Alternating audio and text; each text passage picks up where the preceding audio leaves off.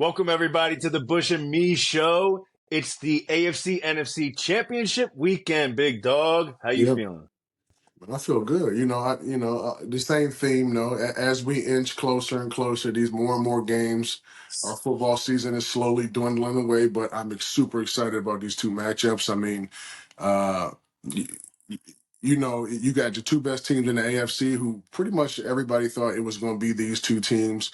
And I don't know if everybody thought it was going to be the 49ers and the Lions, but damn if I'm not excited about it. I'm excited Great about games. both of the games. Yeah, I can't. Let's get into it. Obviously, the Ravens game got me excited, but both matchups, really, they should be fun for everybody to watch. Before we hop into the games, I'm going to run through my trends as usual. These have been doing really well the past 2 weeks, so pay attention. Trend number one, teams. Now, you might be surprised about this too. Teams are 24 and 41. That's 36%. That's not good. Against the spread the Mm. week after they face the Buffalo Bills. There's a layover after going up to Buffalo, upstate New York. This season, 5-11 and one tie Mm. against the spread. So that trend is telling you do not take the Chiefs, take the Ravens. Trend number two, teams playing a consecutive road game with 7 days or less rest, 13 and 41. That's 24%. That is not a good number. That's trend number two, telling you to stay away from the Chiefs and take the Ravens because the Chiefs played in Buffalo last week. This will be their second consecutive road game. Mm. Trend number three, let's hop over to the NFC and talk to your boy Jared Goff, who loves being inside. He does not like being outdoors. He's 68% against the spread when playing inside of a dome or a covered roof. He's 48% against the spread playing outdoors. Mm. So even with that 7 points, they're saying it might be a little tough for him. Now, he's not in any weather out there. He is in San Francisco, which should be nice climate out there. So we'll have to see how that one holds up. And then one for you Lions fans out there, number four, the 49ers are 0-6 against the spread in their last 6 home games. They're at home this week, and they're laying 7 points. Mm. So there's some trends for you guys to think about. Hopefully they'll play out whichever way you guys take them. I do have one more trend that's going to transition us into this game that you might not like, Big Dog, but you got to Mm. bear with me. Ravens and Chiefs. Ravens are -3.5. Now I'm going to give you a stat for this game that is very strong and might hurt your feelings a little bit. Okay. The Ravens are playing their fourth straight home game entering the conference championship game. They have not played a road game since Christmas. Think about how long ago Christmas felt like. Wow. They played in San Francisco on Christmas. This has only happened 8 other times in the history of the NFL where a team has played 4 consecutive home games. Sorry, this will be their 4th straight home game, and it's in the championship game. Those teams are 7-1. So very strong numbers there for the Ravens. The only loss was the Saints in 2019 against the Rams in the conference championship game. Who was the quarterback of the Rams? Son of a bitch. But you even think about that. Look how strong that number is. 7-1 against. I mean, 7-1 straight up. When this 4th straight home game happens, and you can argue that pass interference call that wasn't called could have easily made it 8-0. You always do a great job of making sure you peel the scab all the way back. And I think this time you've done it the last couple of weeks, but this time you've actually poured all the salt in the jar onto the wound that time. It's funny because I've been seeing, the last couple, 2, 3 days ago, well, whenever this gets loaded up, a few days ago, but it's been the anniversary, the 5-year anniversary of pretty much the worst no call. Like when I have conversations with people and they say, "Hey, how long did you play?" Or "When was your last year?" Or "When was your last game?" I say, "Hey, you remember that Saints Rams no call game?" Yeah. Oh God, what a terrible. That was my last game. Last That game I that ever played in. Ugh. that's the last game I've ever played.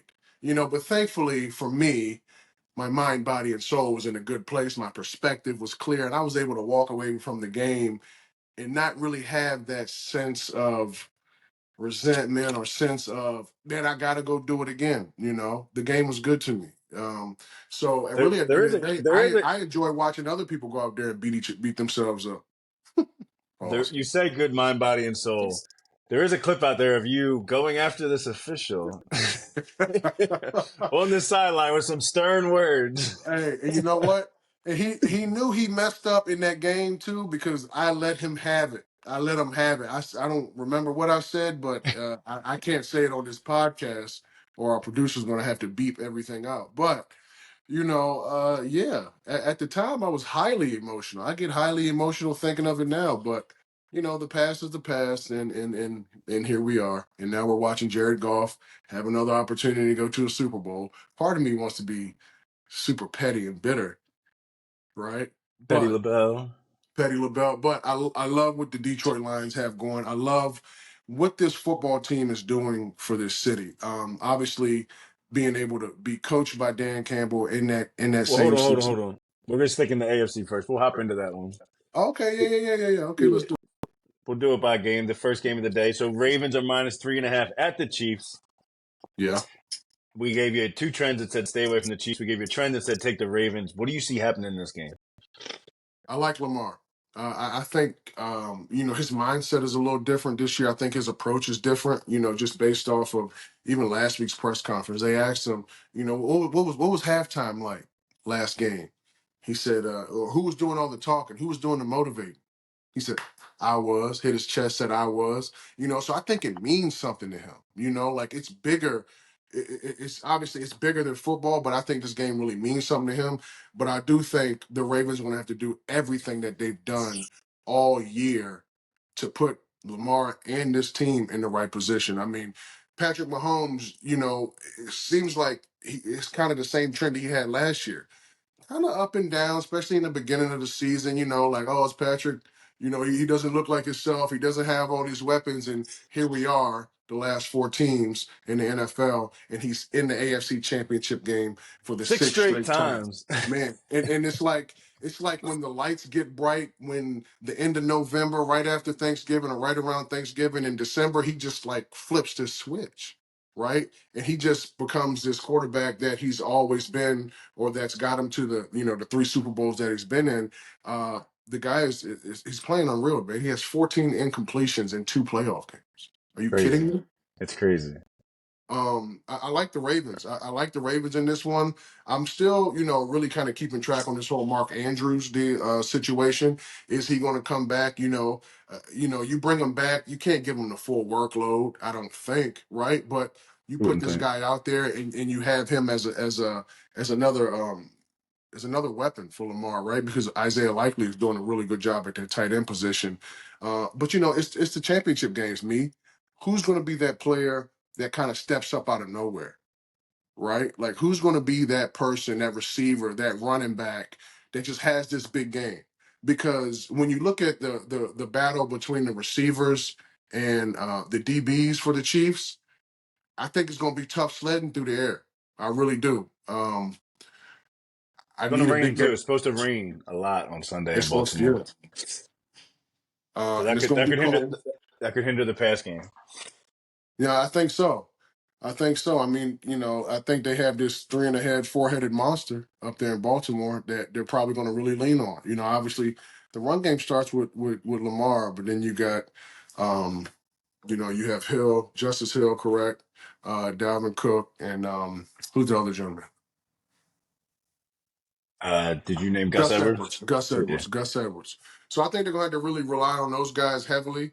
Um, I think the Ravens can get this one done, man. They have, you're the stat man. You're the one who gives us all the numbers. But this team has scored 31 straight points in the last 7 games, man. At home games. I'm At home, sorry. yeah, at home. So they love playing in the bank, and they got off to a really slow start last week, just like every other game that was out there. There was no TDs in any of the first quarters of all the games last week. So I expect this team to come out with a lot more life, a lot better focus.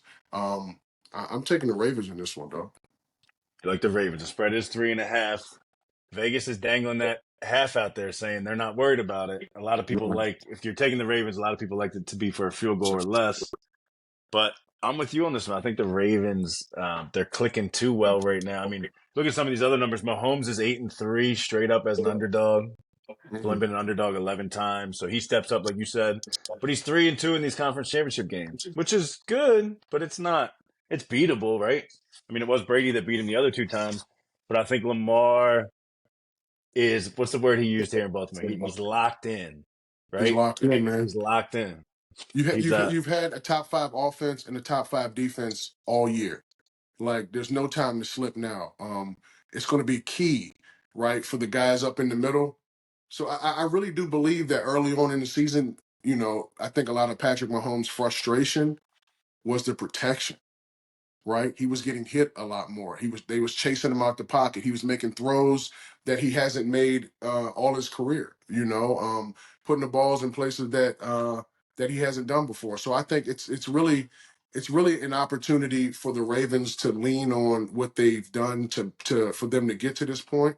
And I believe that I really truly believe that they're doing everything right, and they're winning in the trenches. Right, the offensive line is playing their behind off, right, because they're running the ball really well. And the front seven is doing a great job. And when you got this linebacker duo, I mean, you can honestly say it's a trio with Kyle Van Noy, Queen, and Roquan Smith. So it's gonna be a fun matchup to watch. I can't wait. I think the Chiefs are going to have a lot more trouble than people think moving the ball. I think I like the under in this game, and I'm going with the Ravens with you. I'm thinking it's going to be like a 24-13 type game. Chiefs are going to struggle. They had a home game against the Dolphins, but it was ice cold, right? It probably Yeah. felt like they were playing in Alaska. Then you had the Bills, which was a hard fought game. You saw those trends I gave you before, people coming off the Buffalo game. Hmm. Um, it's not going to be as easy as people think to just step in and play against this Ravens defense. This Ravens defense gets a lot of credit in Baltimore. Outside of Baltimore, everybody's talking about Lamar and the offense. But Right. this It's defense is legit. lockdown defense. And I The think they're going to defense. lock down the Chiefs. Yeah, I'm And with you. Jason Kelsey better keep his ass in the suite to the suite because Baltimore don't But play that. Baltimore don't play that shit. You hear me? You ain't gonna be climbing back in. Yeah. All right, let's get to the next one. Next one, Lions and Niners. Niners are -7. 49ers have been favored in every single game this year.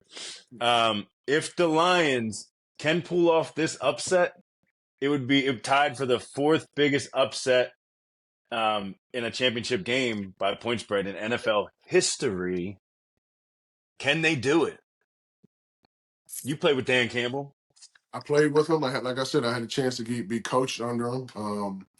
You've seen what this guy was able to do with the Dolphins, right? And the leadership responsibilities that they gave him, and up there when he was with the Dolphins. Now he gets this opportunity after he was in New Orleans, and the type of energy and the type of player he was on the field is carried over to his coaching style, right? And then if you go and look at his coaching staff, there are a bunch of former players that have played for a very long time. Now, not obviously not all of them, but there are so many guys who have time on task, right? There's guys who've played for a very long time, so they know what it takes. They know the mentality, right? So I think this is a hell of an opportunity for the Lions, right? But one thing that does concern me about this crew is they're struggling in their secondary, right? Both games this postseason, they've given up over 300 yards, maybe over 350 yards, Well, the past 5 games, right? they've given up over 300 passing yards. Yeah, so it's like, what's going to give here, right? And then you go and look at, well, are they stopping the run better? Actually, no, they're not. In the regular season, they were giving up 3.5 a carry. Now they're giving up 5 a carry. But Right. what's been that common denominator, right? I believe it's the coaching staff. I believe it's how they getting these guys ready. I believe it's the energy, the passion that these guys play with, man. They're getting it done. It's going to take a lot, though. They're going to have some things go their way. Really a question mark for the 49ers is Debo going to play? I watched some clips on him. He looks like he's moving really well, but he's got to get out there and he has to catch the ball. He has to absorb hits, right?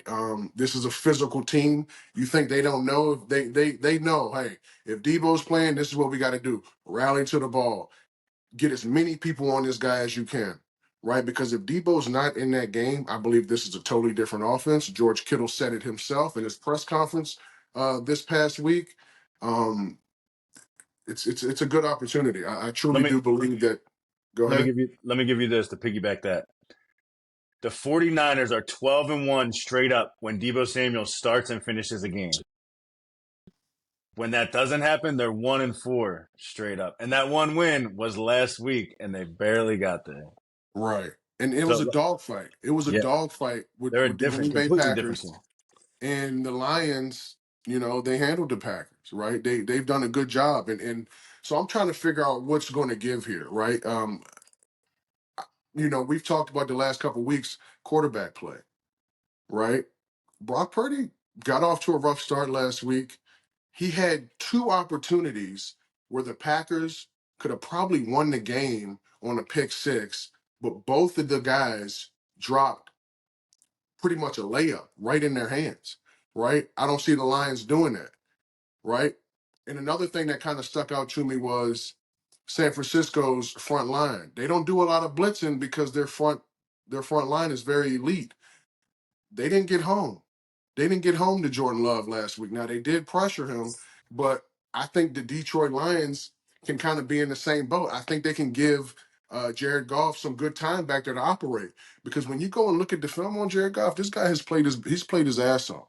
He's been able to maneuver in the pocket, and when the guys give him time, which has been majority of the time he's been in drop back situations, he's delivered accurate balls. He's spread the ball around. He's given their team a great opportunity to win. It pains me to say it just because of the 5-year scab that you decided to rip off, but he's playing really good ball. And I think I'm on the Jared Goff train just because he is in that coaching staff. But if he was still with the Rams or any other team, I'd probably secretly hit. Probably cry. I would. I would. So who you taking? Man, give me the Lions, man. You said how many points were 49ers getting? You're getting a touchdown, an even touchdown. It looks like it could creep up to 7.5.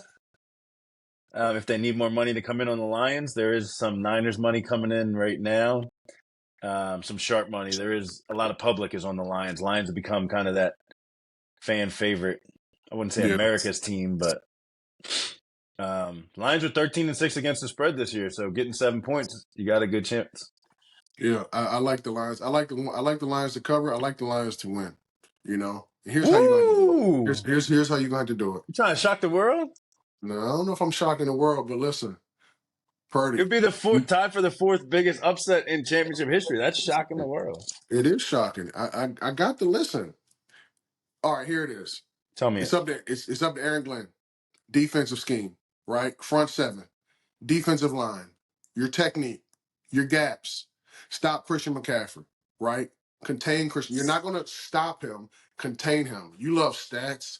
Christian McCaffrey, 11-1. 11-1 when he rushes for 75 yards or more. Ooh, To me, defensively, that's sticking in the back of my head. We got to stop this guy, right? Contain this guy. Make Brock Purdy win this game for the 49ers. That's how I feel about it. But then you also got to pressure him. Aiden Hutchinson, really the matchup I'm gonna look for. I don't think I don't think he's gonna line up over Trent too much. I think but he will, because I think he's a very talented pass rusher.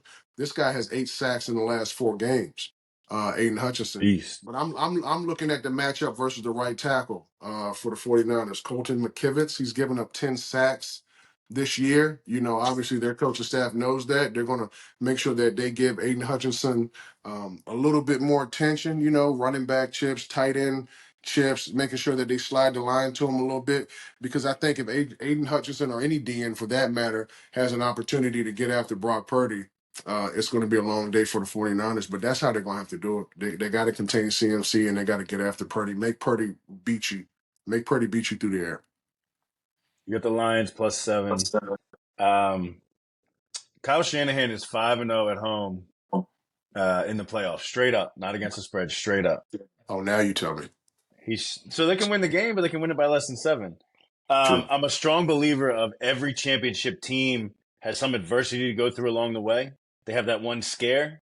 Mm-hmm. So seeing what happened last week makes me think that the 49ers got past their scare Okay. and that the road should be set for them to go to Vegas and play in the Super Bowl. That being said, UConn showed me last year in the March Madness that sometimes teams don't need to go through a scare. Mhm. So like the Ravens, the maybe Ravens don't get a scare this year. But the big thing, like you said earlier, Debo. Debo is what scares me here. Debo could start the game, but like my stats said, as long as he doesn't finish it, they're 1-4. Yeah. They look like a completely different team without Debo. If Debo was healthy and playing, I think I'd be on the Niners here. But I think these Lions are dogs, and I think they're not going to give up. Even if they get down 14 points, they're not giving up. They're down 10 points at the end of the game. They're going to drive. You could get a backdoor cover here. I think the safest bet in this game is the Lions with the points. And there you have it. There you have it. Again, I'm going Lions Ravens. I like the Lions to win the game. You That's heard it. You crazy. heard me. That's crazy. It is crazy. It might be crazy, but you know how many playoff games has it been this postseason? 10. You know your boy's 9-1. All right, There you go. They so hop on the but no, train. they want Taylor Swift and Eminem. So if it's 49ers and Ravens, both of them are sitting at home. Bush likes the Lions to shock the world, and we're Yeah, both on the Ravens to win it. Hope you guys enjoy the games this weekend. We'll see you next week. we out.